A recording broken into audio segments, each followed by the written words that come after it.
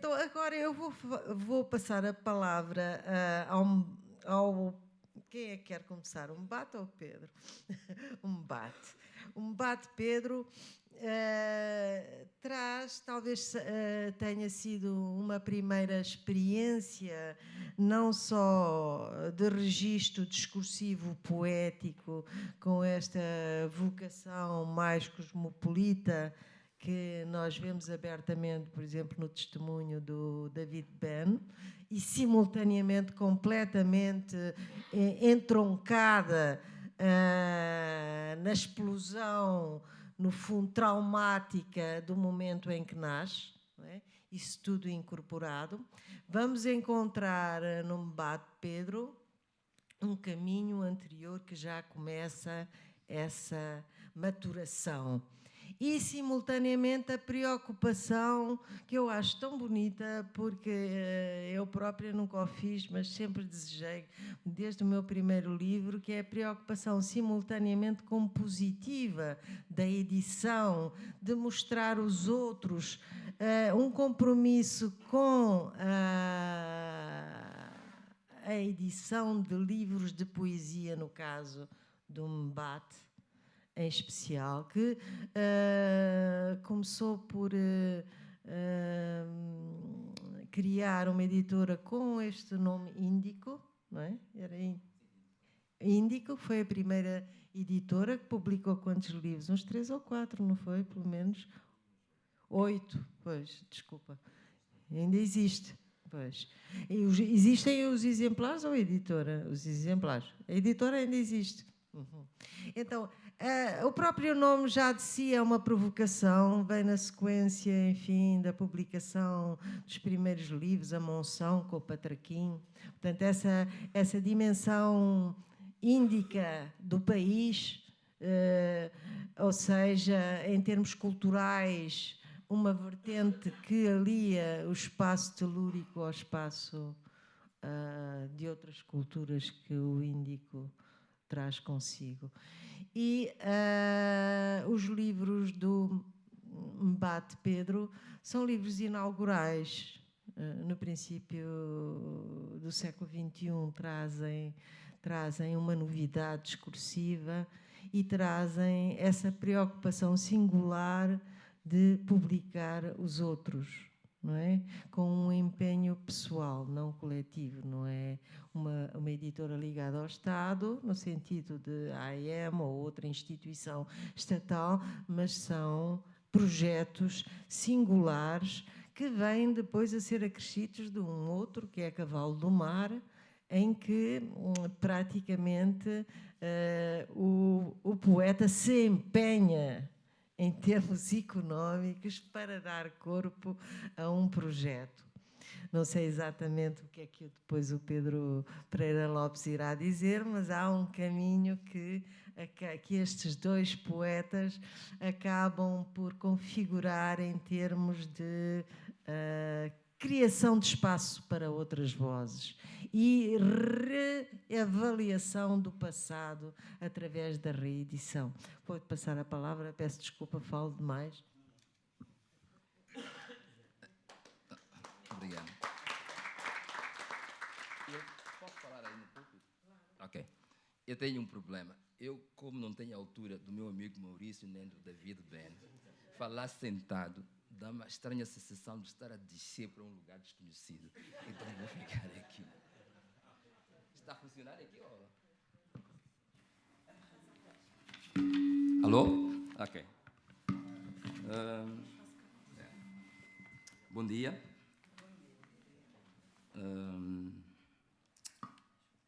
Antes de mais, quero agradecer por me terem convidado. Eu estou muito feliz em estar aqui. Obrigado por se terem lembrado de mim. Agora, a professora Ana falou de como é que foi organizado isto e que há pessoas que deviam, colegas que deviam estar aqui, que não estão, por as razões que a gente conhece. Então, é um privilégio, é uma honra estar aqui, eu valorizo muito isso. Quero agradecer, em especial, à poeta e professora Ana Mafalda Leite e também o romancista, escritor e professor Lucínio Majati, também meu amigo. a vida prega-nos certas partidas. Estão ali sentados, e quero cumprimentá-los, no painel.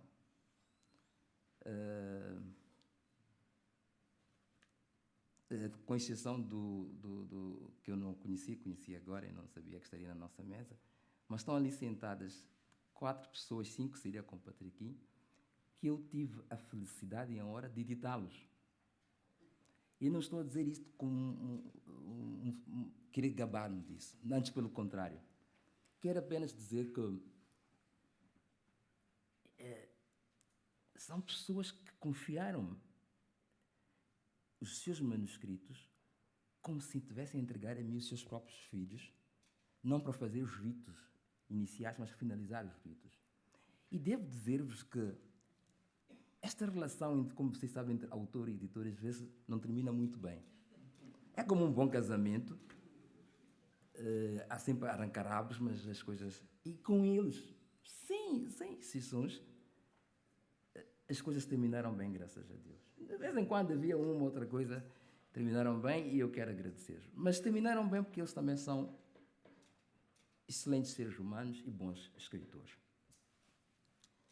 Chegarei com as árvores, meu amor, ao som do sangue, as catedrais do puro gesto, com um grito e as aves marítimas, dentro das sílabas, ao breve cume da espuma, mãos nas mãos chegarei.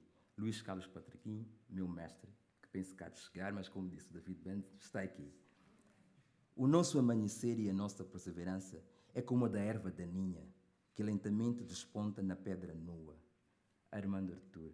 O David Ben colocou-nos aqui um problema na hierarquia celestial literária. Ele diz que eu sou o Deus dele. Okay. Mas o Armando Artur, então, para mim, que está muito acima, quem ele é? Eu comecei a dizer, mas este David Ben está colocado aqui. Mas pronto, são as coisas literárias. Há dias em que o sol perde a memória, as horas fluem viscosas numa dança disforme, e a realidade é um fardo invisível. Pedro Pereira Lopes, meu xará, e um excelente escritor. Prolonga-se o olhar quando a tarde demora, os seus efêmeros brilhos, pela folha caindo lentas. Assim cai o corpo, devagar, apagando-se com a noite. Ana Mafalda Leite, belíssima poeta. Com tantas caras se faz um inferno? Pergunto, minha razão. O inferno é manso, é ríspido.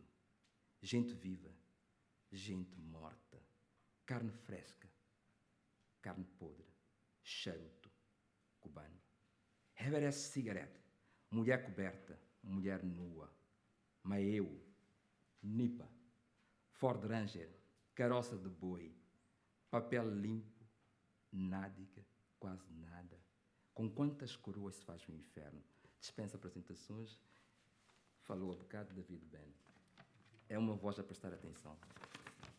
Agora, um bocado mais sério. Nos últimos 10 anos, assistimos em Moçambique ao surgimento de um número significativo de pequenas editoras independentes, que têm apresentado interessantes propostas editoriais, contribuindo para a emergência de novas vozes, para o fortalecimento do nosso sistema literário e para a consolidação da sua forte tradição poética.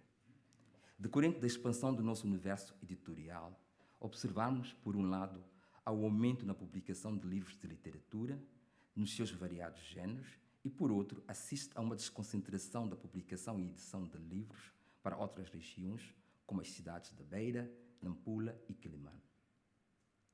Fazendo uso das tecnologias digitais, estas pequenas editoras independentes estão gradualmente a transformar a paisagem da edição do livro no país, erguendo-se contra a hegemonia das editoras do grande mercado, a maior parte delas de capitais europeus e concentradas no negócio lucrativo dos livros e manuais escolares.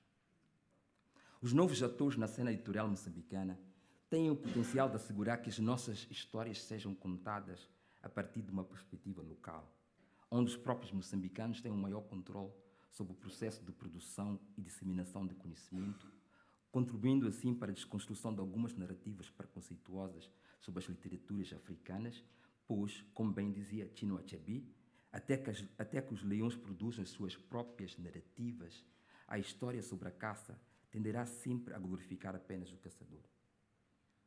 As editoras independentes têm o mérito de terem quebrado a histórica dependência de autores moçambicanos pelas grandes firmas editoriais, continuando assim o sonho iniciado por outros, como por exemplo as editoras Marimbique e Índico, de um dia termos um mercado editorial liderado por moçambicanos.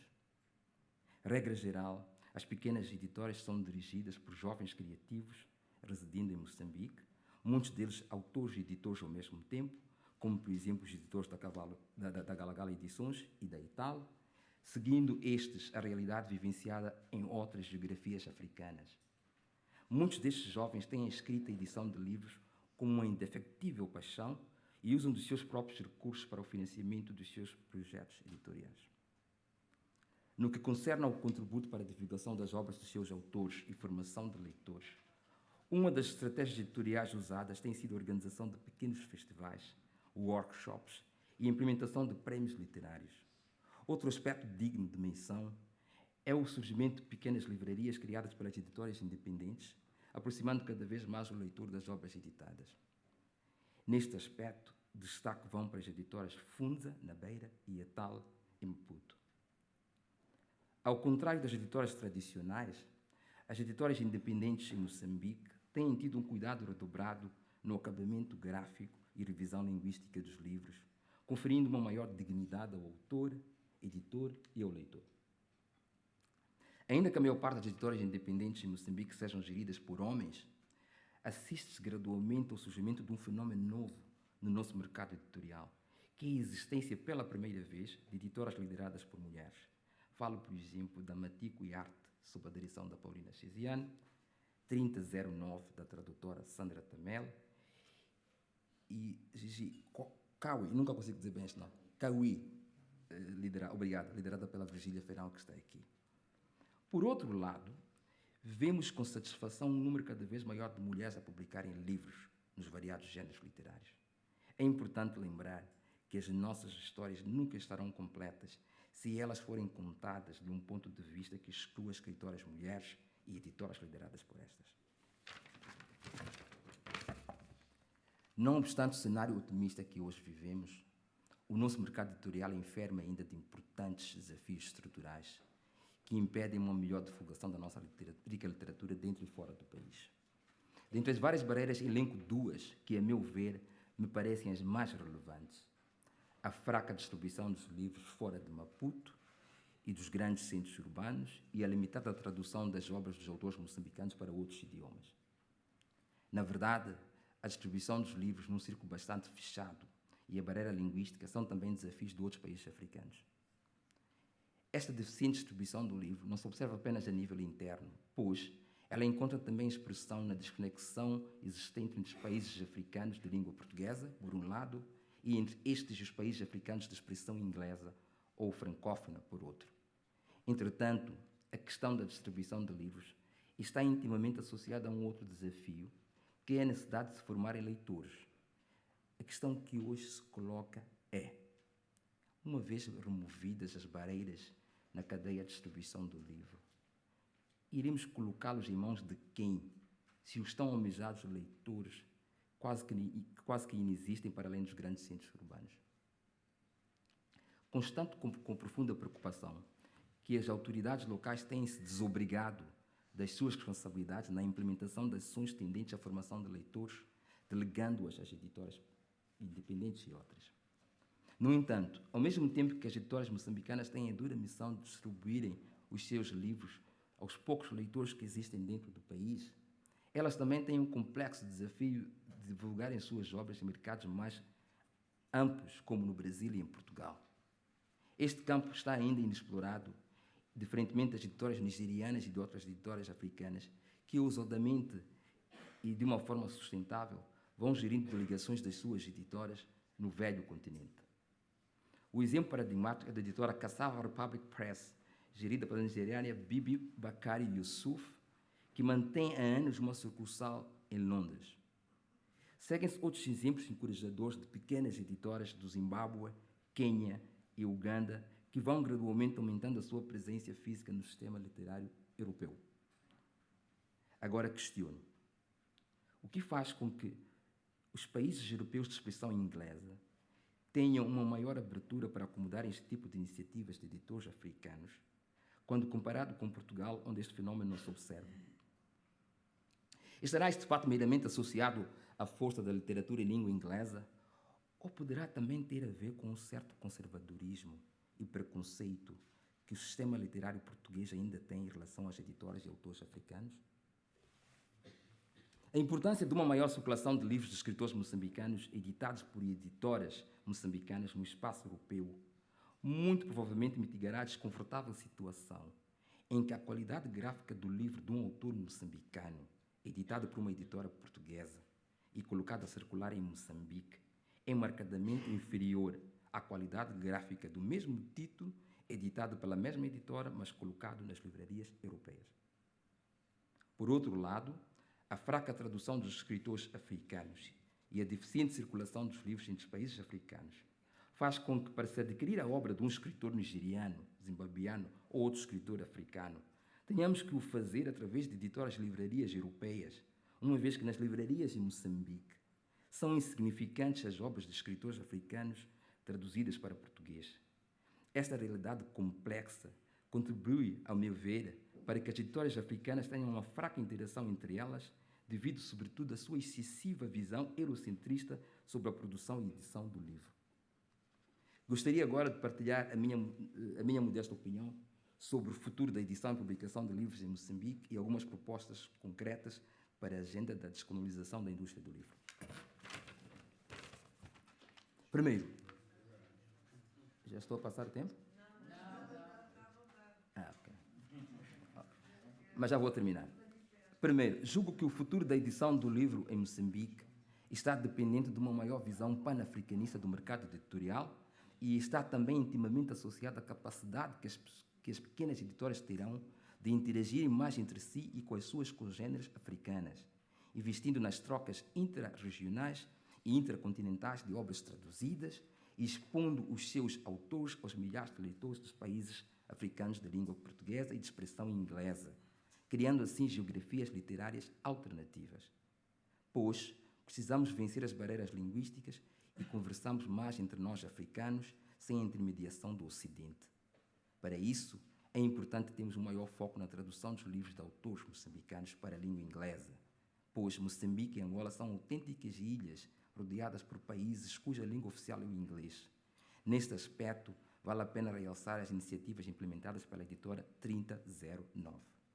Em segundo lugar, um interessante debate linguístico e político impulsionado pelo escritor queniano Ngugi wa Thiong'o sobre a importância dos escritores africanos escreverem nas línguas nacionais para as promoverem e preservarem a memória, história e cultura dos seus povos não está acabado e pode sempre ser revisitado. Por isso, julgo que as pequenas editoras moçambicanas devem ter uma maior atenção ao Moçambique plurilingüe e ao seu contexto sociolinguístico. Isto é, a diversidade linguística que caracteriza o nosso país, onde, por um lado, temos o português, uma língua de origem europeia com o estatuto oficial, e, por outro lado, as línguas banto de Moçambique, sem estatuto oficial e que, de acordo com os preocupantes dados do último censo geral da população, mostram um declínio considerável em termos de número de falantes. Neste aspecto, vale a pena realçar as ações desenvolvidas pela editora Etal, visando a promoção e preservação do Emáqua, uma das 23 ou 25 línguas banto de Moçambique. Por último, as pequenas editoras moçambicanas devem, a meu ver, empenhar-se para saírem do modelo de uma editora sem fins lucrativos para um modelo lucrativo, ainda que em pequena escala, quebrando o ciclo histórico de negócio não lucrativo, que, como têm alertado algumas vozes, retira o valor dos livros dos autores africanos. Esta conferência, vão concordar comigo, já para terminar, vai ficar consagrada como a conferência do namoro. E eu não podia terminar sem homenagear, que é já uma revelação do namoro, homenagear a poesia angolana. A minha formação literária foi feita também a ler autores angolanos, como Arlindo Barbetos, Costa Andrade, Ana Paula Tavares, e a poesia angolana merecidamente teve o Prémio Camões. E eu vou então aqui, porque também por causa da questão do namoro, vou aqui ler um pequeno trecho de um poema que todos vocês conhecem, que é do Viriato da Cruz. Namoro. Mandei-lhe uma carta em papel perfumado e com a letra bonita eu disse ela tinha um sorriso luminoso tão quente e gaiato como o sol de novembro brincando de artista nas acacias floridas, espalhando diamantes na fímbria do mar. E antes que a Ana mande-me sentar, termino por aqui.